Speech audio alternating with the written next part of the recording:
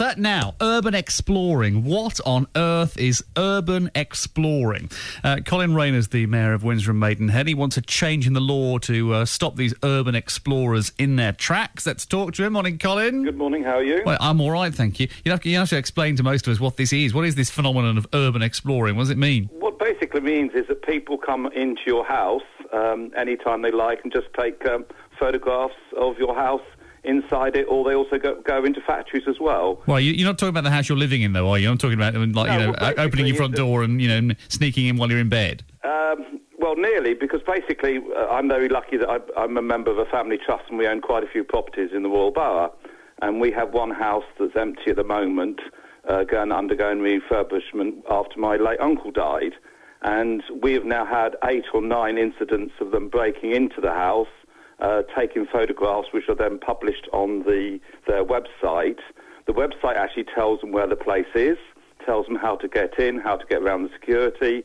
And last weekend, the police caught 5 inside the house. They were arrested, but released. They'd actually taken some personal goods belonging to my late uncle. And this is about historic buildings, isn't it? It's about going into buildings that have a history, not just, breaking into any old house to nick your stuff. It's about going into a building that has some kind of historic interest and, in theory, committing the civil offence of trespass, but nothing more than that. But we've had to put a 6-foot-high fence around this house while we refurbish it, 2 rows of barbed wire, but every time they go in, they break a window. And as I said, the ones who were in there last week who were sending their urban explorers, when the police searched them, they had books belonging to my late uncle. They're now being late returned. So what are you saying? You want trespass to be a criminal offence? Basically, there's this website that says where these empty houses empty factories are in the country. They tell people how to go there. Then they publish photographs on the website of the house inside. And, of course, that then can attract burglars. I got you.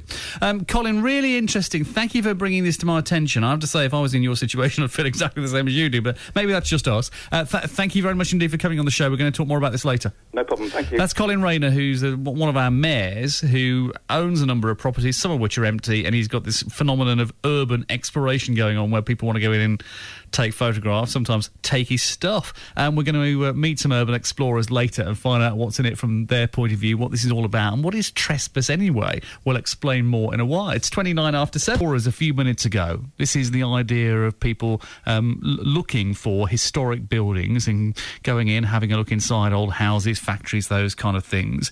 It can sometimes spill over into nicking stuff, which is not the idea of it at all, but that's the experience of people in our area who own some of these properties. We're going to talk to an urban explorer now. Here's Simon Cornwell. Morning, Simon. Good morning. Good to have you on the show. Why do you do this? What's the idea of this?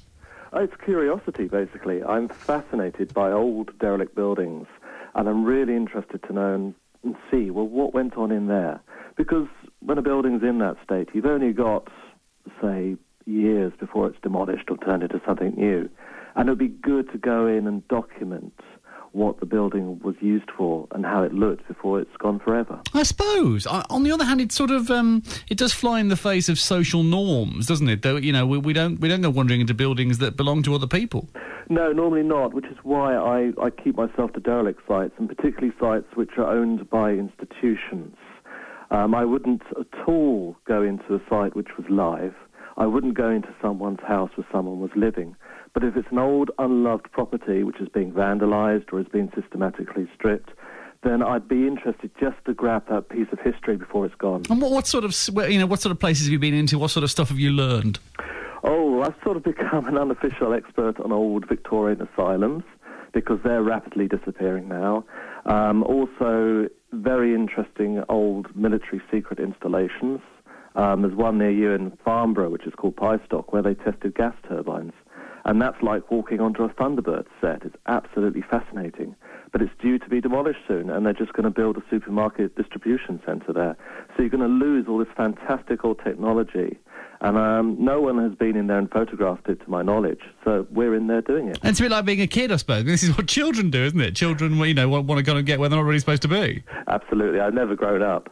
But it's not breaking the criminal law, but it is trespassing, which is a civil offence. Does that bother you at all? It bothers me slightly. I would love to ask site owners, well, could I have a look around? Because obviously you're going to redevelop this site and it's going to be lost. But 99% of the time they will say no because they're simply not interested. And they'll give you, health and safety reasons you can't. They would even let you sort of just walk around the outside and take photographs. So I think there's a little bit of frustration. Why is that, though? That's because they're nervous. Sometimes through bad experiences or sometimes just through, perceptions of what might happen.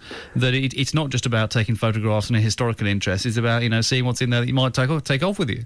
There's always that risk as well. But an urban explorer would never take anything. That's the difference.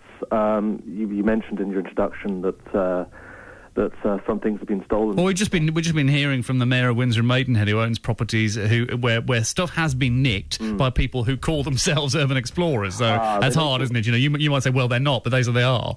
Well, they call themselves urban explorers and they're stealing things. They're burglars. They're thieves. It's as simple as that. And they can be prosecuted under criminal law. Yeah, you can see why it makes property owners nervous about the whole thing. But if they make sure their properties are secure, we have a little mantra which states, take only photographs, leave only footprints. And if we can't get into a site without breaking anything, without leaving over a window, then we won't go in. It's as simple as that. Simon, interesting. Thanks ever so much for coming on. Thank you. Simon Cornwell is an urban explorer. What do you make of all that? My number's 0845 900 1041. Where are we going to get our music if we can't